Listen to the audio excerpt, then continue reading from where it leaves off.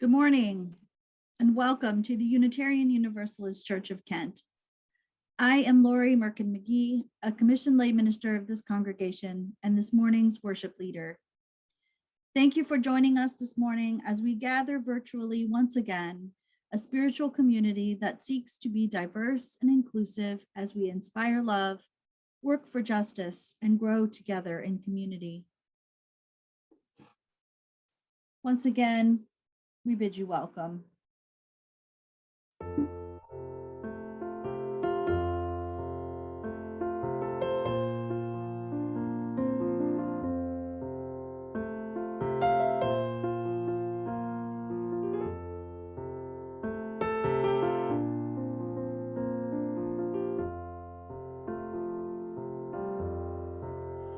Whoever you are, we welcome you. Wherever you come from, we welcome you. Whomever you love, we welcome you. Whoever you are, we welcome you. Wherever you come from, we welcome you. Whomever you love, we welcome you.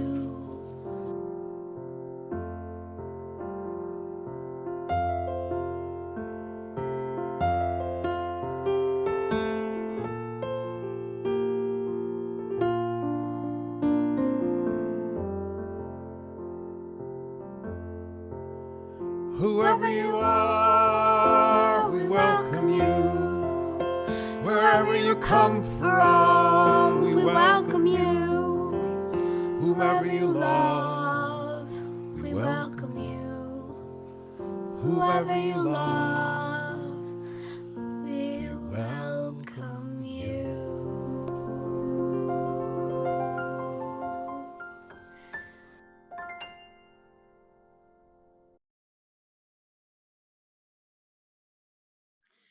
Before I start with Reverend Safford's comments, I want to tell you just a brief story about the first Sunday that I came to this church.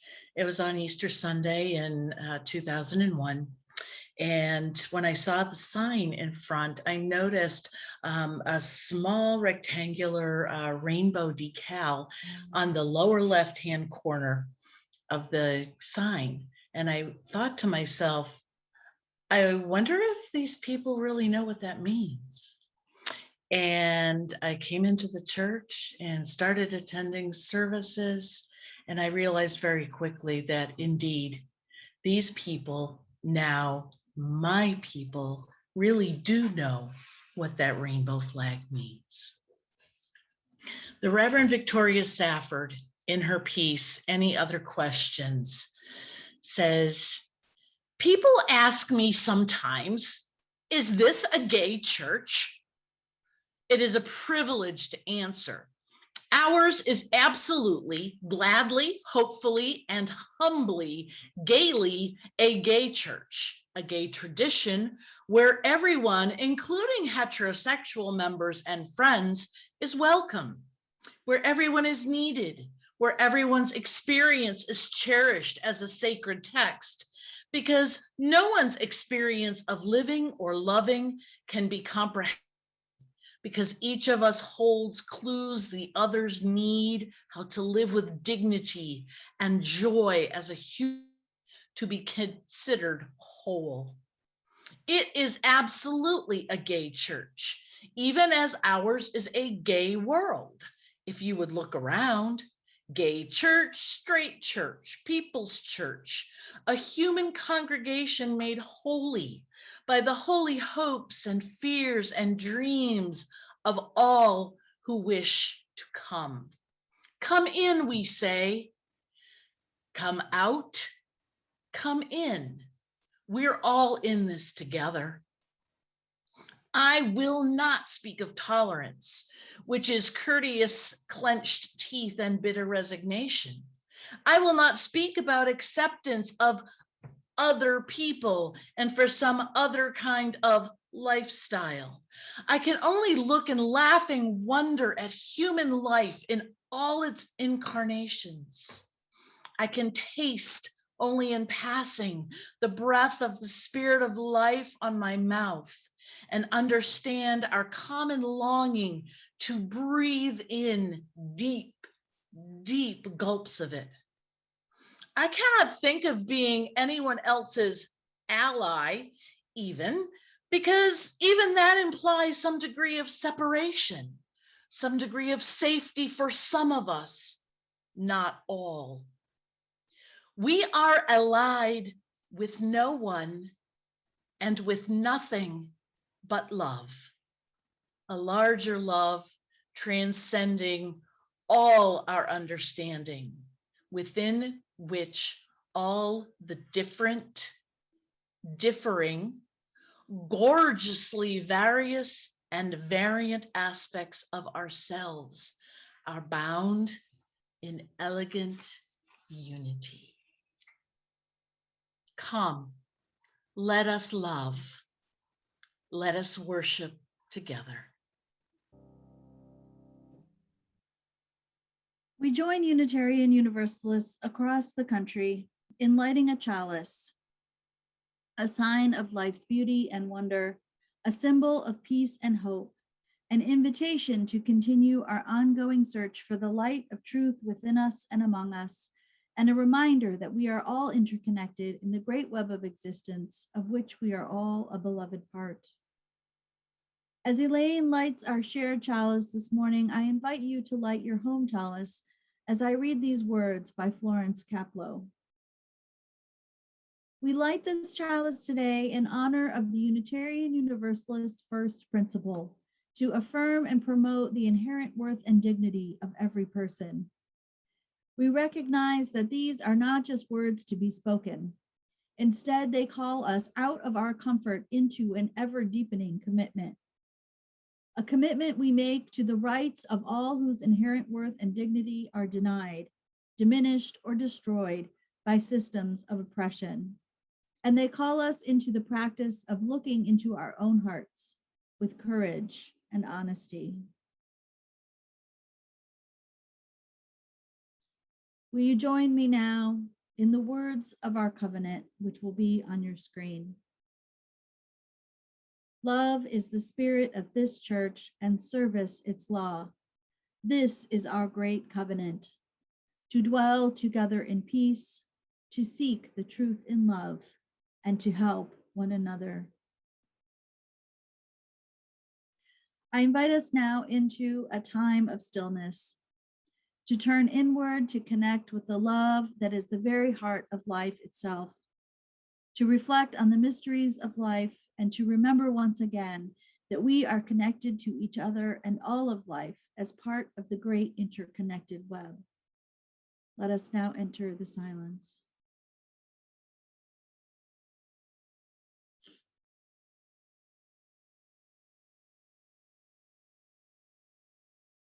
In the spirit of being a community of compassion and care, let us now lift up those who need our love and care and concern this morning. Will you please use the chat box to share your sorrows and losses and those who need our love and support?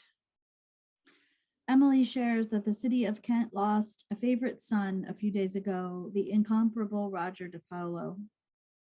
We hold his family in our hearts. Alyssa shares that she is in crisis and needs good vibes and love. Alyssa, we love you. We send you all the love and support. Erin shares for Susie, who lost her mother to COVID in February and is now losing her father to dementia. Love and care to Susie and her family. Alyssa asks us to send loving thoughts to Missy O'Hara, a former member of this church, whose mother is struggling with dementia and whose aunt has cancer. For all those names mentioned today and those we hold close in our hearts, we give thanks. Will you join us now in the spirit of prayer or meditation, as is your practice? Light of this chalice, illuminate our hearts. For where there is darkness, may we see even the smallest glimmer of the light of love that surrounds us. We think of so many today who come on our hearts. We know there are those who are struggling with illness, of those we have lost to life's transition. In our sadness, may we know that this light never goes out. It lives as the spark of the divine within each of us, with the healing power of love. Amen. Blessed be.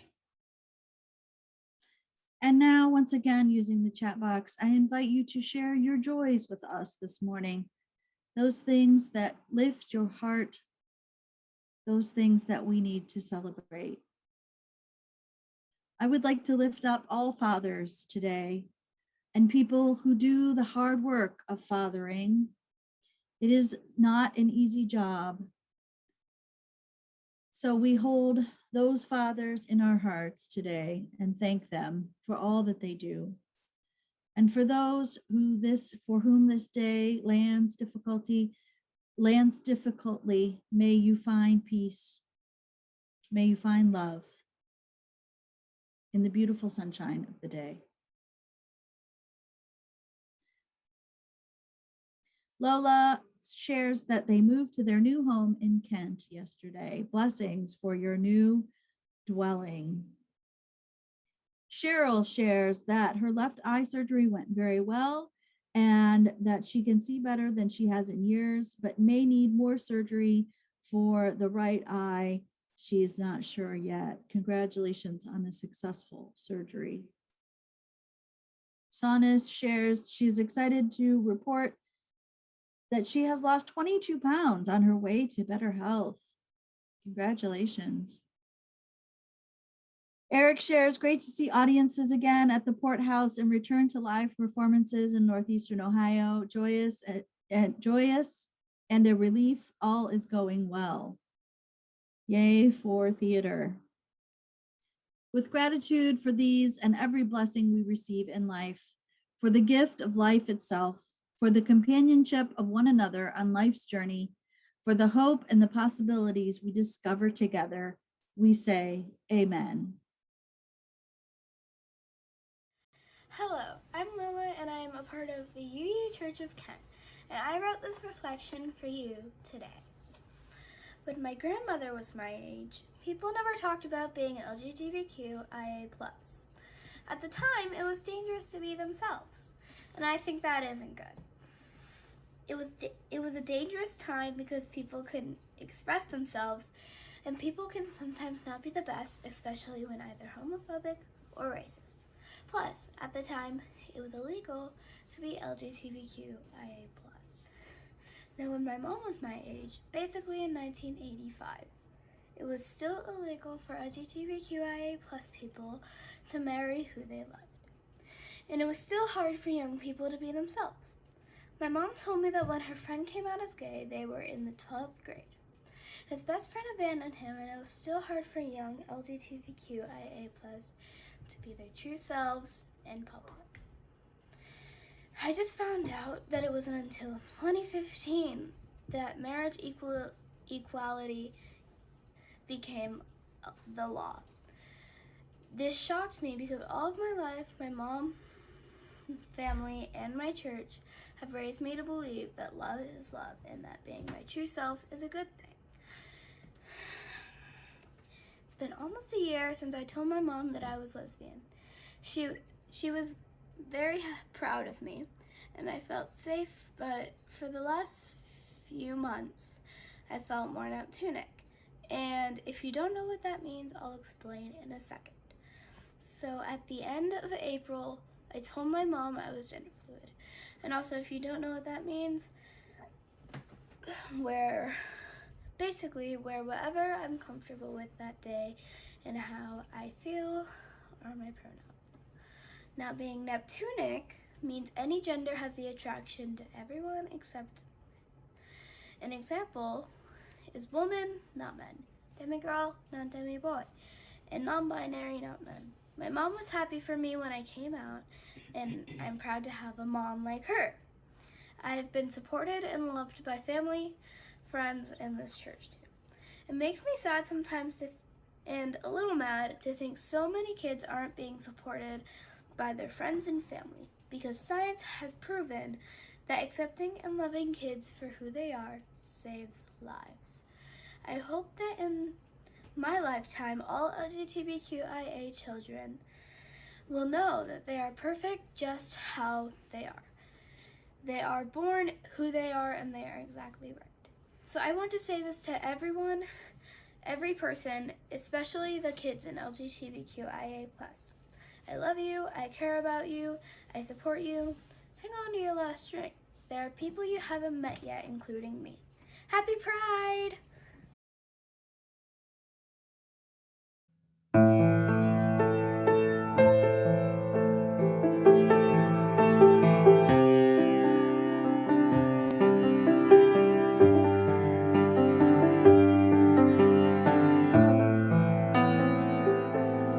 Will you love? Will you love? Will you love? Will you love? Will you love? Will you love? Will you love? Yes, I will. Yes, I will. Yes, I will. Yes, I will. Yes, I will. Yes, I will. Yes, I will. Can you feel? Can you feel? Can you feel? Can you feel?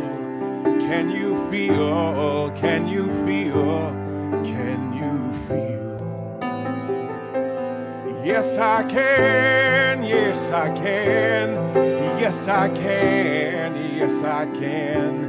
Yes, I can. Yes, I can. Yes, I can. And are you true? Are you true? Are you true? Are you true? Are you true? Are you true? Are you true? Yes, I am. Yes, I am. Yes, I am. Yes, I am. Yes, I am. Yes, I am. Yes, I am. I saw your face is the moment I remember well. I was born into my body and I was changed into myself.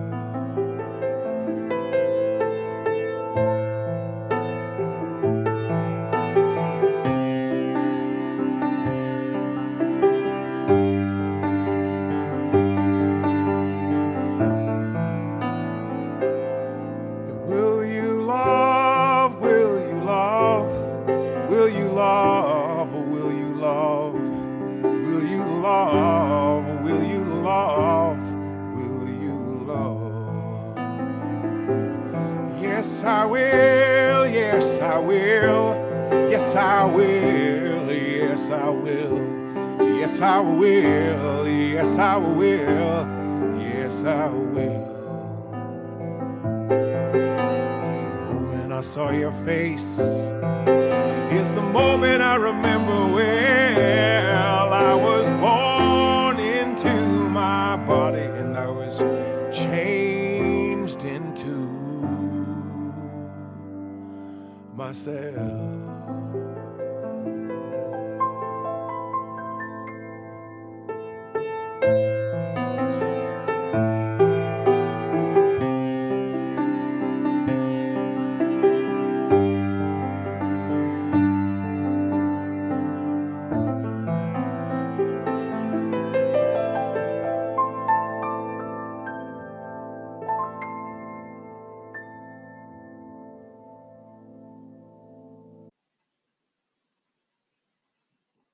My reflection on pride, the words that immediately come to mind are spectrum, celebration, and legitimacy. I came out at age 17 although my very enlightened parents suspected that I was gay at a much earlier age and were basically waiting for me to confirm. So I have received a precious gift my entire life, that of unconditional love and support from my blood family, something many of my friends' families could not provide. So happy Father's Day to anyone who has ever mentored or supported an LGBTQ plus child. Your support provides wellness, and as Lola just shared, saves lives. I moved to New York in 1982, but my first memory of attending Pride was in 1987, at the height of the AIDS epidemic in New York. Christopher Street was the perfect venue to fold together the political activism of LGBTQ rights, as referenced back in the day, and the need for government intervention to stop the spread of HIV, along with the celebration of empowerment of so many communities within the spectrum. In New York City, parade equaled legitimacy. To be acknowledged as a cultural entity, you needed to have a parade, and we love a parade. The Pride Parade was huge and celebratory. A dear friend, long gone, who used to love to ride her motorcycle, would participate in the parade every year as part of the self-proclaimed Dykes on Bikes, where she rode side by side with other women down 6th Avenue, in your face, proud, together. I don't ever recall seeing her happier. And I remember another Pride celebration years later, where Jim and I held hands for the first time in public during Pride, walking in the West Village, which is the gayest place in New York, probably in the world at the time, and still feeling anxious that we would be attacked for simply showing affection. But Pride empowered us to be brave. After many years and losing over 30 friends to AIDS, I stopped counting after then.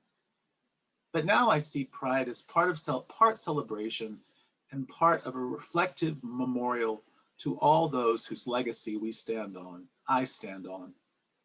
One last Pride memory to share with you. One year, I worked Pride as a bartender as part of a huge fundraiser on the battleship Intrepid, which is permanently moored in the Hudson River.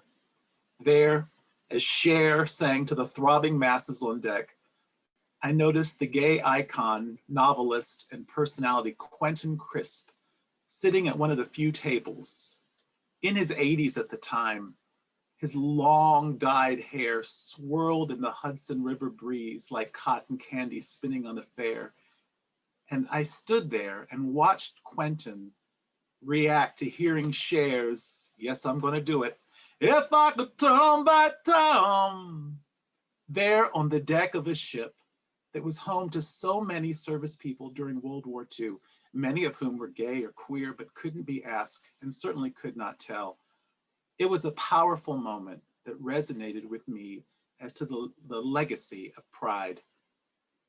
Now, Pride is a continuum resonated as the rainbow flag expands and includes more colors to represent and reinforce the celebration, and that celebration and legitimacy comes in many shades, and many of those not found on the flag in between. And today, after 2015, when I say my husband, which I do a lot, oh, my husband is at home, my husband will be coming with me, I say so with the long fought battles and the memories. I am standing on the shoulders of Jerry on her motorbike and Quentin on deck. The fight and the recognition continues. Pride is deep. Happy Pride, everyone. Wave.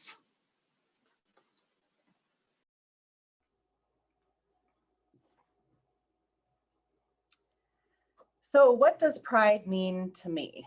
In preparing for this assignment, like any good student, I wanted to operationally define the meaning of pride before I moved on to analyzing what pride specifically means to me. The definitions I came across really had quite a range. They described pride as an indulgence, a company of lions, something one might burst with, something one might swallow, and even a way in which one might sin. Pride can be a feeling, an event, an action, a person, place, or thing, and shame was consistently listed as the opposite or antonym for pride, regardless of the source. So after all of my researching, I settled on three favorite definitions. The first came from Merriam-Webster: pride, a reasonable or justifiable self-respect. That felt like a good start. The second and third favorites came from Oxford Languages. One described pride as consciousness of one's own dignity. And I interpreted that as having an awareness of my right to be respected, not only by others, but myself. And the third and final definition is probably the one that most closely aligns with the experience of queer or LGBTQ plus pride. And that one was confidence and self-respect as expressed by members of a group, typically one that has been socially marginalized on the basis of their shared identity, culture, and experience. So working with those definitions in mind, I thought about what pride means to me. Pride means taking time to honor those who came before me, who risked and lost their lives so that I could publicly live my truth today. Pride means being as genuine and authentic as I feel I safely can be, and sometimes that involves an element of risk. Other times it involves not doing something I want to do or feel moved to do for fear of negative repercussions or harm to my family, i.e. swallowing my pride, if you will. Pride Month is a time of reflection of all that has been accomplished, all who have been lost, all who stood up and were counted in a time when truly living meant risking dying, and of how far I have come in mitigating and obliterating my own internalized homophobia and heterosexism. One year, Pride was the Millennium March on Washington, followed by the Equality Rocks concert with performers like George Michael and Cyndi Lauper and Shaka Khan and the Pet Shop Boys. And I was, in a sea of fellow queer people where I could sing and dance and love and so freely be myself without fear. It's probably been since the birth of our daughter 10 years ago that I attended a Pride festival, but I do still take advantage of rainbow capitalism every June and get myself a prismatic packaged boozy beverage, some updated hip version of a "We're Here, We're Queer, Get Used to It" t-shirt, and a new pair of ultra queer Nikes. After all, as a middle-aged, fluffy, feminine presenting queer woman, I find that I am more frequently assumed to be the heterosexual soccer mom than the flirty, artsy, pansexual woman with a Y that I see myself as in my head. I rarely get the silent wink or nod of queer solidarity in the grocery store that my super butchy spouse gets, so I have to identify myself if I want to be recognized as a member of the team. And I do. That is pride. Pride Month comes but once a year, but in many ways, pride is evident in my life on a daily basis. I have pride in who I am every time I fill out a school form for our child and honestly fill in the blanks about her family. I have pride every time some rando hits on me at the gas pump asking where my husband is and I introduce him to my wife instead. I have pride every time the receptionist on the other end of the line asks if our insurance policy is in my name and I say no, it's in my spouse's name. And when they follow up with, "What's your husband's name?" I kindly respond with, "My wife's name is Donna." Having pride means being willing to come out on a daily basis, even when it feels scary or exhausting. Sure, there are times when I just go along to get along, either to save my life, my time, my heart, or my sanity, but most of the time I am honest. That is pride. Over the course of my life, what pride means to me has shifted and changed. Once upon a time, it was pride stickers on my car and my folders, and dancing my heart out to some club music in a dimly lit queer bar among my people, and telling my coming out story. And now, as a not as young as I once was, parent to a tween, it means working as an out LGBTQ plus affirmative therapist and professor, teaching sexuality and gender competency to college students and colleagues, getting out my wallet and sending donations to organizations fighting for gay and trans rights, participating in the occasional protest, and just living life as a boring queer couple with a kid, free of any gay agenda other than perhaps feeding the cats and dogs and maybe brunch with mimosas on Sundays. And what I really mean when I say that last part is the queer kids are watching. They are watching us get married. They are watching us build lives with families and have careers, volunteer in our communities, and be parishioners of churches and contributing members of society. They are watching us sing and dance, read books, grind to pay bills, get treatment for our mental health, eat lunch, go for walks, show up at the Girl Scout meeting, and bring the snack for after our kids' softball team. They are watching us live our struggles, our dreams, and the mundane, Groundhog Day-like nuances of this ordinary, oh so beautiful life. They have representation. Unlike so many of the kids from my generation and before, being queer was only something that people did publicly in movies, and most of the time they got fired, bullied, disowned, or killed for it. Now they have people like us normalizing and not apologizing for our queer little family. Donna and I recently had a conversation, an epiphany, if you will, about how we never thought much of it before, but maybe just by living our truths and being visible in our community, we are sending a message to some questioning or queer kid that it's okay to be you. Is it perfect? No. Do queer people still face oppression, discrimination, harassment, and violence? Every day, especially our trans, non-binary, gender flexible, and non-conforming family. But our visibility is a start. Our visibility is a subtle display for the world that we have pride in who we are, and we will not hide in order to make others more comfortable. I've never really thought of myself as much of a role model, but in this case, if the Roy G. Biv Converse fits, I'm gonna lace that bad boy up and wear it. That is pride.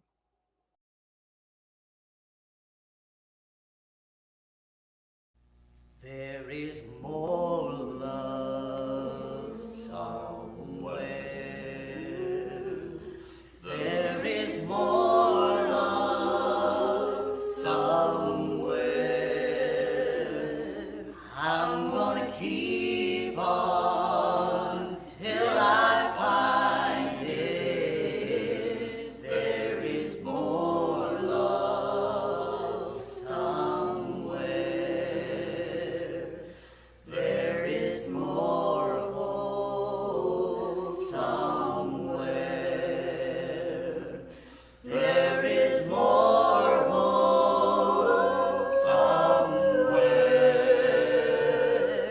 I'm gonna keep on till I find it. There is more hope somewhere.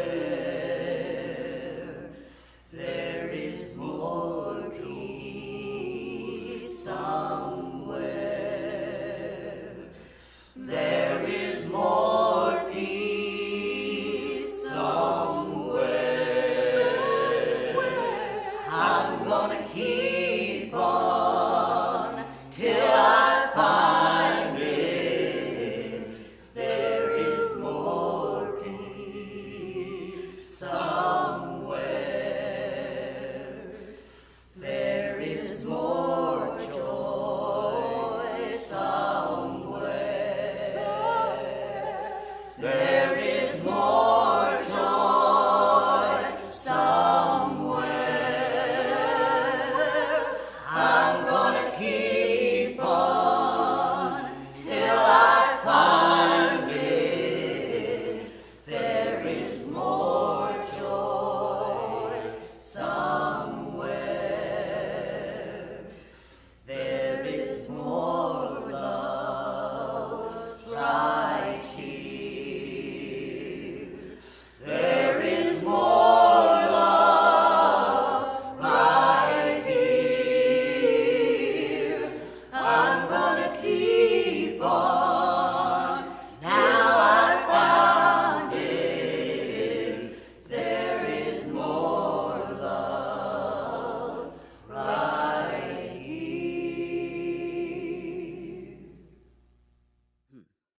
To me, pride is about radical celebration.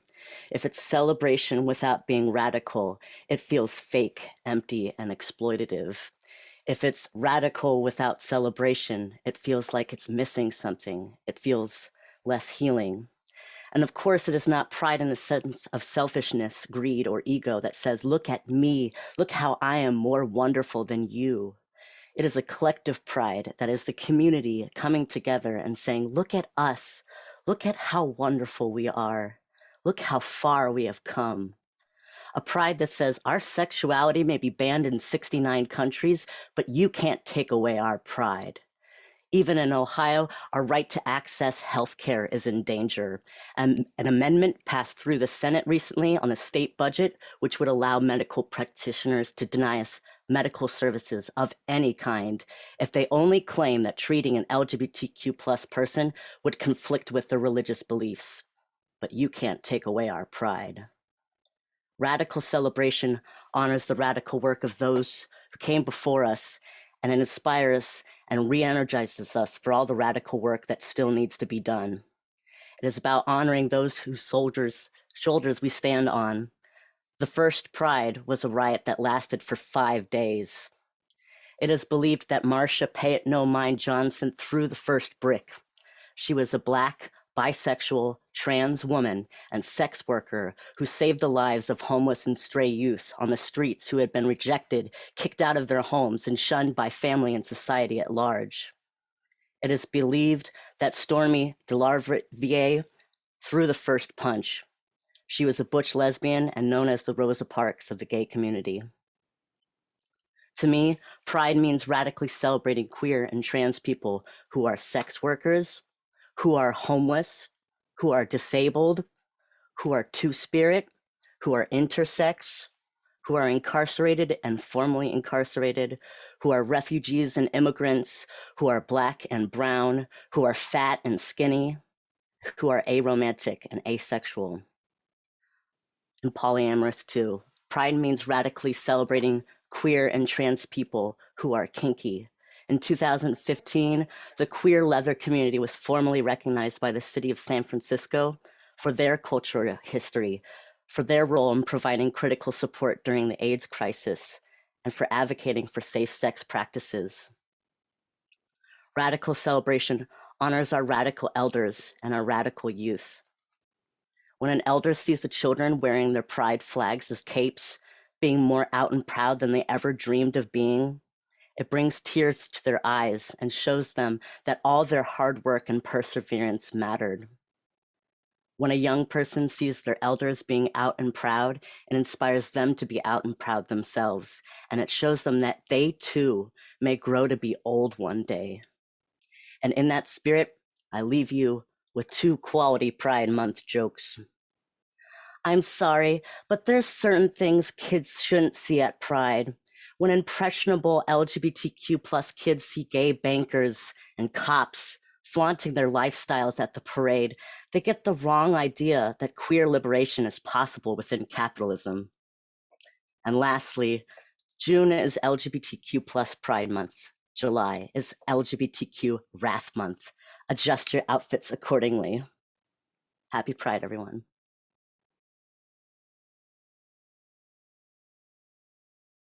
All of these voices have got me all in my feelings right now, so I'm going to try to get through this.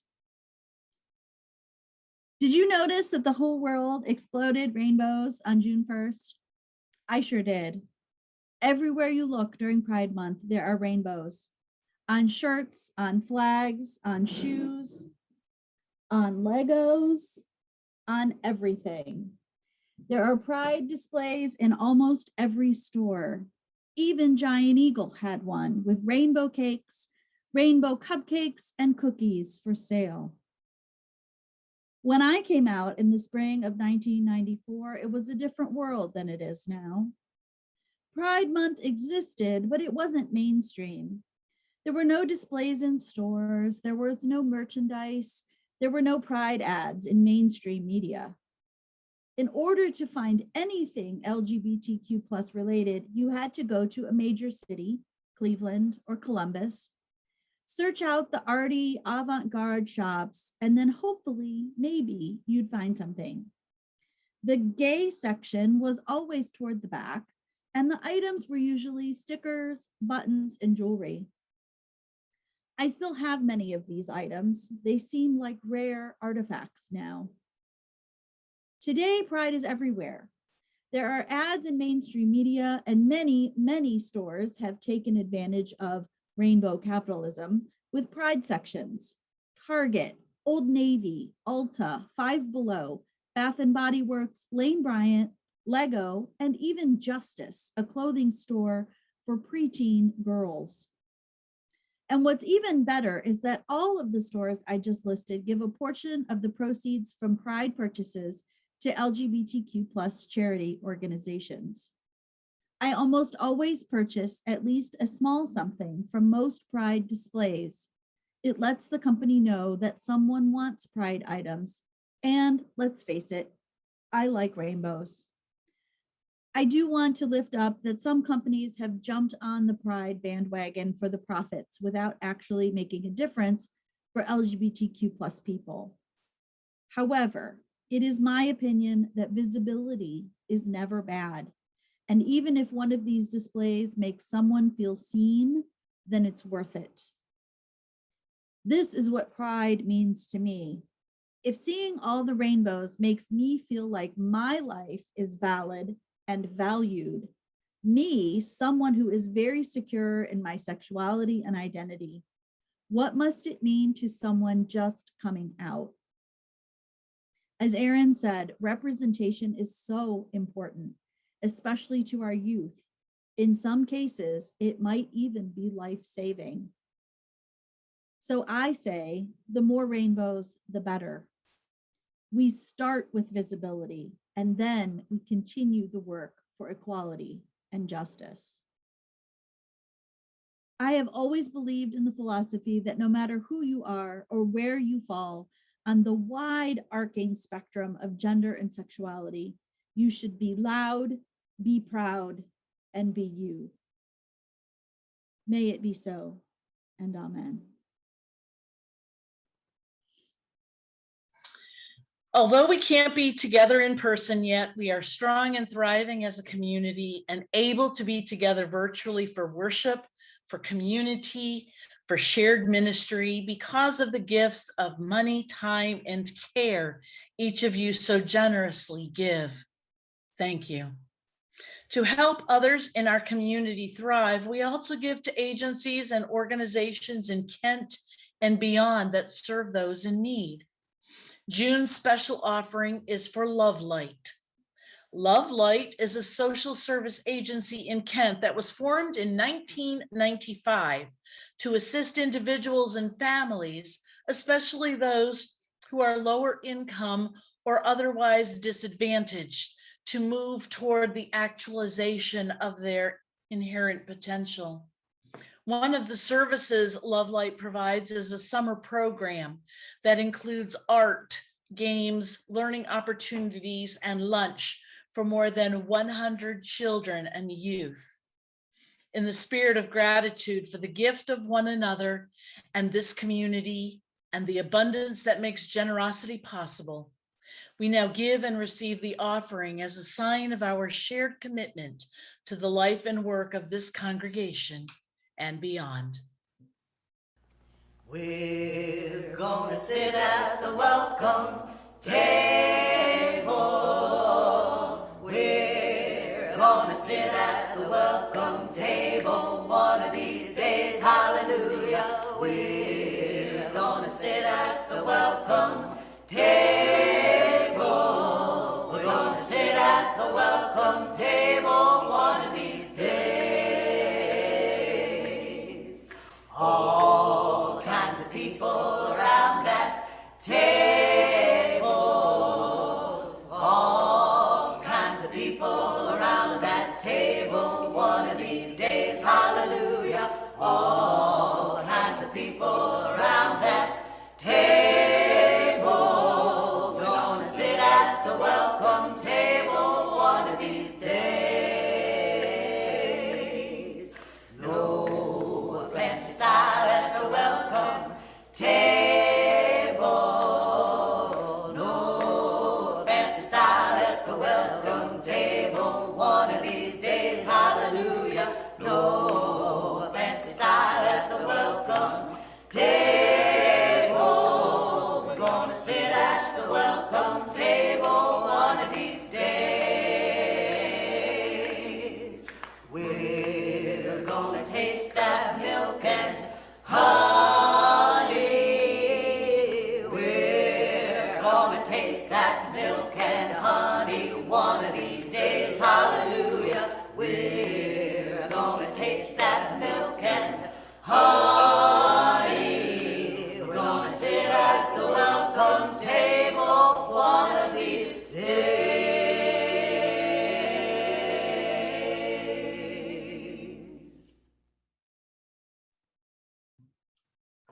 We extinguish this flame, but not the light of truth, the warmth of community, or the fire of commitment.